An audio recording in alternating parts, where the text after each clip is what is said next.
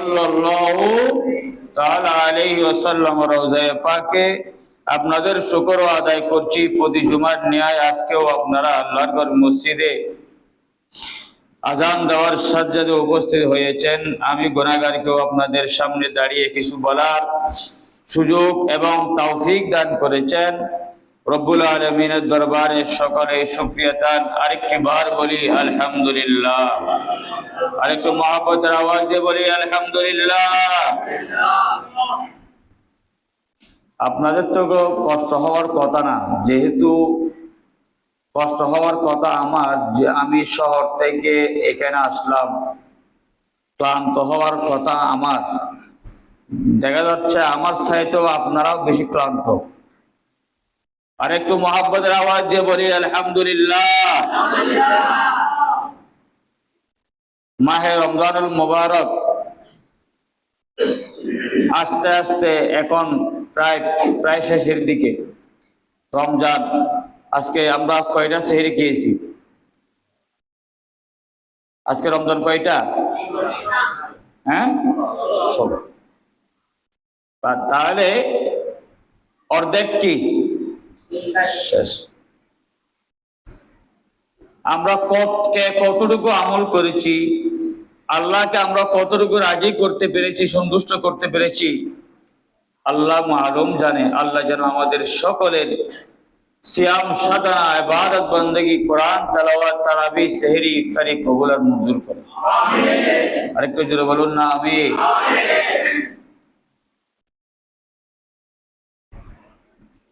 মাহে রমজানুল মুবারক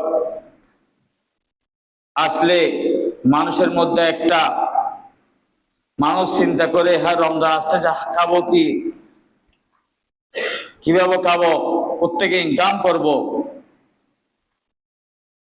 আমার বিশ্বাস, আমার নিয়ত, মানুষ রমজান মাসে যে হারে মানুষ খাওয়ায় এবং খায়, আমার মনে হয় না সারা বছর মানুষ এতগুলো খাবার খায়।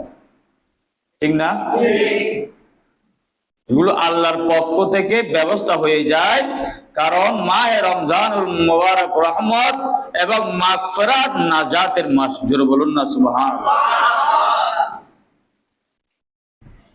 আমাদের মধ্যে যারা রোজাদার তাদের মধ্যে একটা আনন্দ অনুভব লাগে। বেশি আনন্দ সময় হয় যখন ইফতারের সময়। এখন আমাদের একটা স্বাচ্ছন্দ্য লাগতেছে, খুব পবিত্র মনে হচ্ছে, কিন্তু যারা রোজা রাখে নাই তাদের মধ্যে সেই ফিলিংসটা তাদের মধ্যে কি নাই, তাদের মধ্যে কি নাই, কারণ তারা সারা দিন খেতে আছে। ঠিক না ঠিক? আল্লাহ পাক তাদেরকে হেদায়েত দান করুন। আর একটু জোরে বলুন না আমিন। আল্লাহ আমাদের সকলের 30টি রোজা, 30 সেহরি, 30 ইফতার, কোরআন তেলাওয়াত, তারাবির নামাজ, এত কষ্ট করে হাফেজরা কোরআন তেলাওয়াত নামাজের মধ্যে আমাদেরকে শোনাচ্ছেন, আমরা কষ্ট করে শুনতেছি ধৈর্য ধরে। আল্লাহ পাক আমাদের এই কোরআন তেলাওয়াত শোনা এবং তেলাওয়াতের মধ্যে বরকত দান করুন। আমিন। আল্লাহ আমাদের ইবাদতের মধ্যে বরকত দান করুন। আমিন। সালাতুনিয়া সালামুনিয়া বিমান্না। সম্মানিত হাজিরিন, পবিত্র কোরআন কারীমের সূরা তাওবার 60 নম্বর আয়াতে কারিমা আমি তেলাওয়াত করেছি। বিসমিল্লাহির রহমানির রহিম। ইন্নামাস সাদাকাতু লিল ফুকারা'i ওয়াল মাসাকিন ওয়াল আমিলিনা আলাইহা ওয়াল মুআল্লাফাতি কুলুবুহুম ওয়া ফির রিকাবি والغارمين وفي سبيل الله وابن السبيل فريضة من الله والله عليم حكيم। শিক্ষার্থী বলুন সুবহানাল্লাহ। আমার আল্লাহ বলেন পবিত্র কোরআনুল কারীমের মধ্যে সূরা তাওবার 60 নম্বর আয়াতের মধ্যে আল্লাহ বলেন, যাকাত কারা কারা পাবে? যাকাত কারা কারা যাকাত পাবে? কাদেরকে আমরা যাকাত দিব? কাদেরকে আমরা যাকাত দিব। আমার আল্লাহ এই আয়াতে কারিমার মধ্যে কারা কারা যাকাত প্রাপ্ত হবে, কারা কারা যাকাত গ্রহণ করবে, এই কথাটা আল্লাহ এই আয়াতের মধ্যে, একই আয়াতের মধ্যে আল্লাহ পাক রব্বুল আলামিন আমাদেরকে জানিয়ে দিয়েছেন। শিক্ষা দিয়ে বলুন সুবহানাল্লাহ। যাকাত, যাকাত কারা দিবে? যাকাত কারা দিবে? যাকাত যে সমস্ত ব্যক্তিরা ধনী এবং নিসাব পরিমাণ সম্পদের মালিক, নিসাব পরিমাণ সম্পদের মালিক। হুজুর নিসাব কতটুকু পরিমাণ হলে যাকাত দিতে হবে? নিসাব পরিমাণ সম্পদের মালিক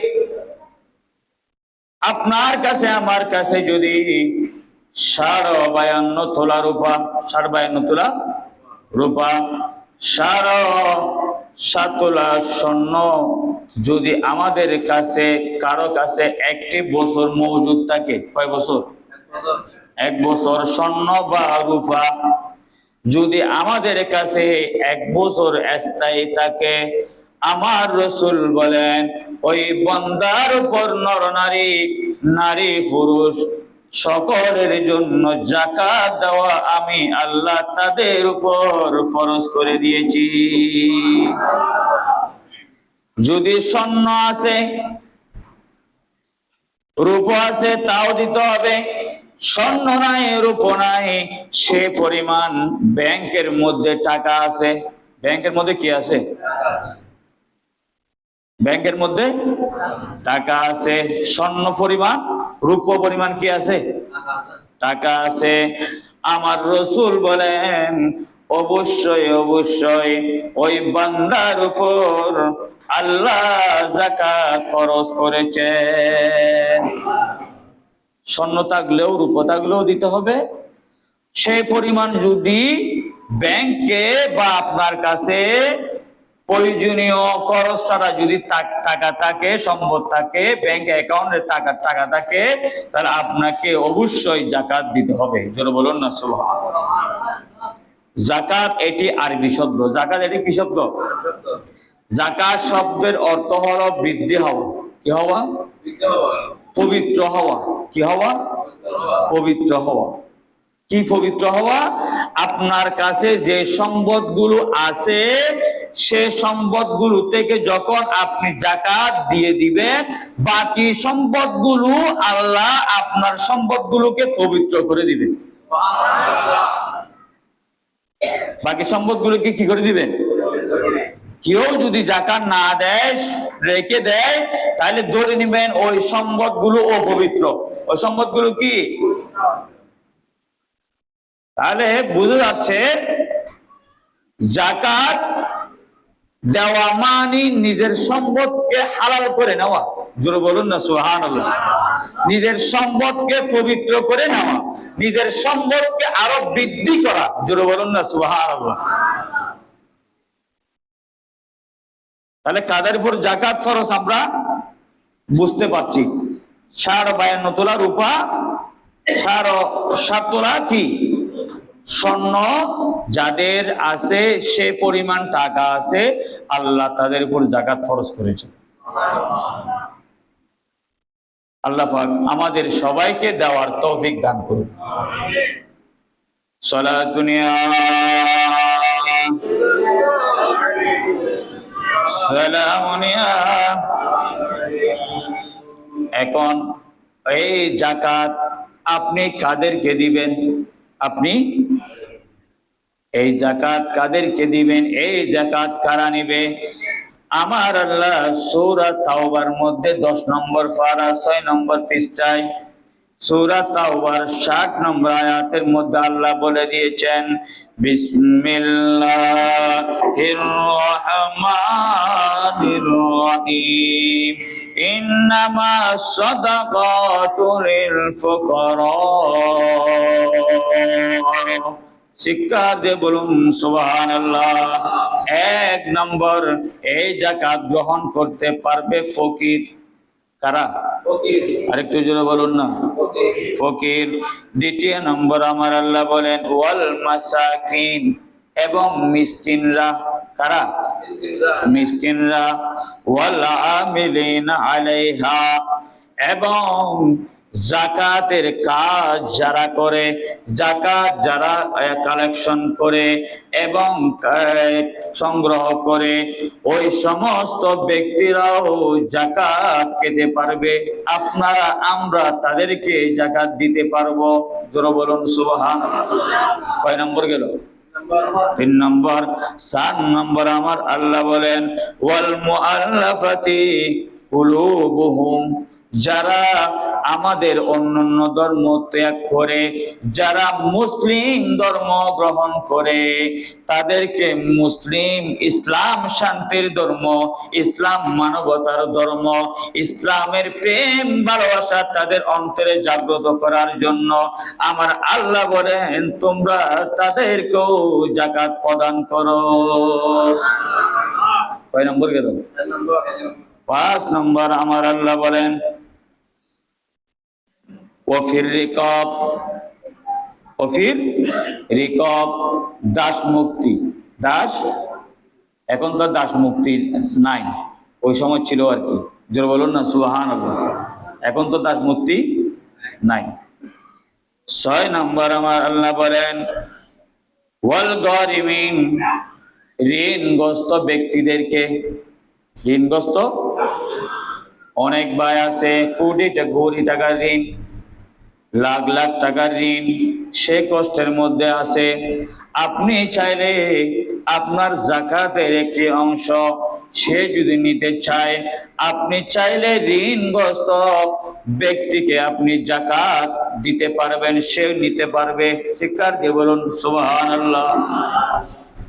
আমার আল্লাহ বলেন ওয়া ফি সাবিলিল্লাহ, যারা আল্লাহর রাস্তায় জিহাদ করে। 7 নম্বর, আল্লাহর রাস্তায় জিহাদ করে, যুদ্ধ করে।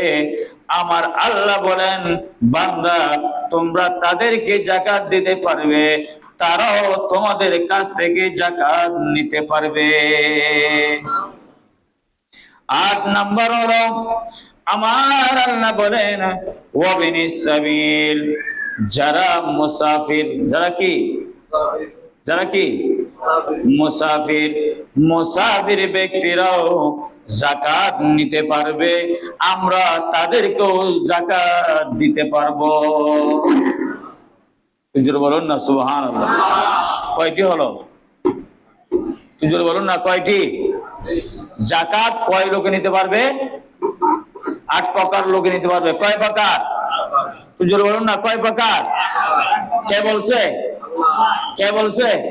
আল্লাহ।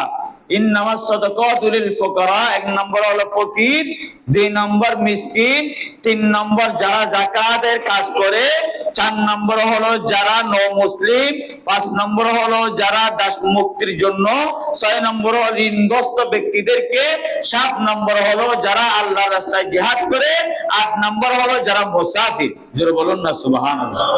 ওই সমস্ত ব্যক্তিদেরকে যাকাত দেওয়া যাবে এবং তারা যাকাত নিতে পারবে। জোরে বলুন না সুবহানাল্লাহ। এখানে দুইটা, একটা জিনিস আমাদের এখন বর্তমানে নাই, কোনটা? দাস মুক্তি। ওই সময় ছিল আর কি, আমার রাসূলের যুগে ছিল, কিন্তু এখন তো দাস মুক্তির জন্য, এখন দাস মুক্তির জন্য তো দাসী তো এখন নাইও আমাদের দেশে। সেই হিসাবে তাহলে আমরা অন্য অন্য খাতে যারা এতিম মিসকিন যারা আছে, তাহলে আমরা তাদেরকে, এবং প্রতিবেশী যারা হকদার, যারা পাওয়ার যোগ্য মনে হচ্ছে, আপনি তাদেরকে আপনার যাকাতের একটি অংশ দিয়ে দিবেন। জোরে বলুন না সুবহানাল্লাহ। যাকাত দেওয়া মানে আপনি তাকে দয়া করছেন না, আপনি তার হক তাকে বুঝাই দিচ্ছেন। জোরে বলুন না সুবহানাল্লাহ। এটা আপনি ক্রেডিট নেওয়ার কোনো কিছুই নয়। অনেকে আছে এমপি, মন্ত্রী, মিনিস্টার, অনেক চেয়ারম্যান, মেম্বার আছে, যাকাত দেয় লাইন ধরিয়ে, একটি একটি শাড়ি দিয়ে। আমি বলবো এগুলো যাকাত নয়, এগুলো মনে হচ্ছে একটা নাটক, একটা কি করা হচ্ছে, অভিনয় করা হচ্ছে। এগুলো যাকাত আদায় হবে। যাকাত মানে সে আপনার থেকে হক পায়। সুবহানাল্লাহ বলেন না। সে আপনার থেকে হক পায়, আপনি আপনার থেকে যখন সে হক পায়, সে হক আপনি তার ঘরে গিয়ে বুঝাই দিবেন। সুবহানাল্লাহ বলেন। আপনি তাকে লাইন ধরিয়ে সারা দিন সকাল থেকে একটা শাড়ি দিয়ে, আপনার 1 লক্ষ টাকা শাড়ি দিয়ে 300 টাকার শাড়ি এনে আপনি সবাইকে কি করলেন, আপনি যাকাত দিয়ে দিচ্ছেন, মানুষকে দেখাচ্ছেন, ফটো তুলতেছেন, ছবি তুলতেছেন, শুটিং করতেছেন, এগুলো যাকাত নয়, এগুলো টিকটক। নাউজুবিল্লাহ বলেন না। এগুলো কি টিকটক।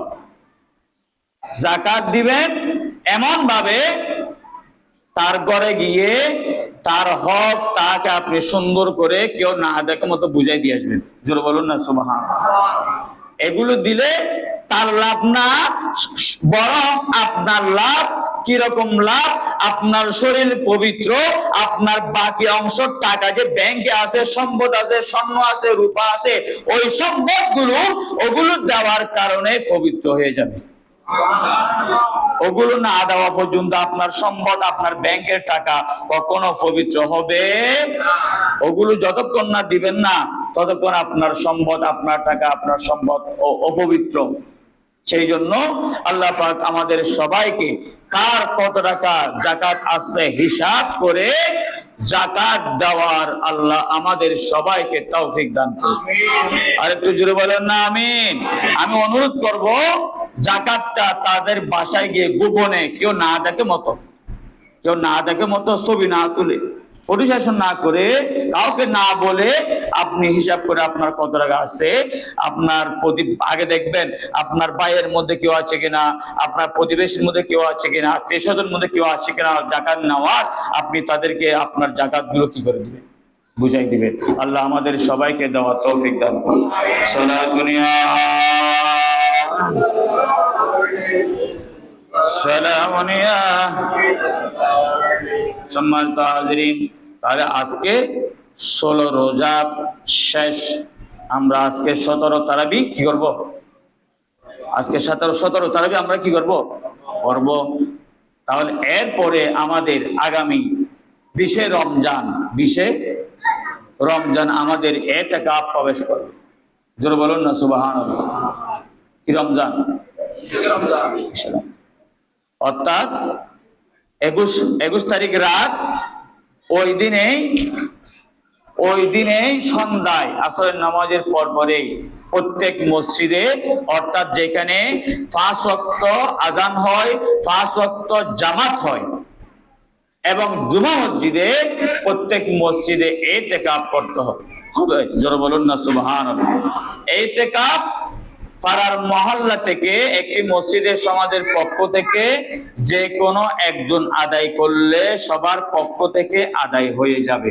আর যদি কেউ আদায় না করে, তাহলে মহল্লার সবাই গুনাহগার হবে। আমার রাসূল 63 বছর জিন্দেগির মধ্যে প্রতিটি মাহে রমজানুল মুবারকে এবং রমজানের শেষের 10 দিন ইতিকাফ করতেন। সুবহানাল্লাহ। জোরে বলুন না সুবহানাল্লাহ। ইতিকাফ 3 প্রকার: ওয়াজিব, সুন্নাত, মুস্তাহাব। ওয়াজিব ইতিকাফ হচ্ছে আপনি মান্নতের ইতিকাফ। আপনি মানত করেছেন আমি 10 দিন কি থাকবো, আমি ইতিকাফ থাকবো। এই ইতিকাফের জন্য রোজা কোনো শর্ত নয়। মুস্তাহাব ইতিকাফ মানে আমি যে এখন মসজিদে ঢুকলাম নিয়ত করে, এটা মুস্তাহাব একটা ইতিকাফ। জোরে বলুন সুবহানাল্লাহ। আর সুন্নাত মুআক্কাদা ইতিকাফ মানে, অর্থাৎ মাহে রমজানুল মুবারক রোজা শর্ত, রমজানের শেষের 10 দিন শর্ত যে ইতিকাফ আমার রাসূল পালন করেছেন।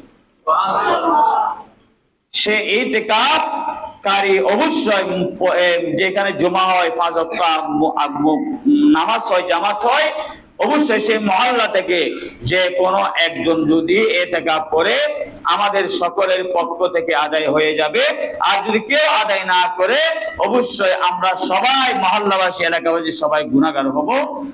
অত্র মসজিদের মধ্যে যারা ইতিকাফ থাকবেন, ইতিকাফ সম্পর্কে আমার রাসূল হাদিসে পাকের মধ্যে আসতেছে, ইতিকাফকারী ব্যক্তির আমলনামার মধ্যে আল্লাহ পাক রব্বুল আলামিন একটি উমরা, একটি হজের সওয়াব দান করবে।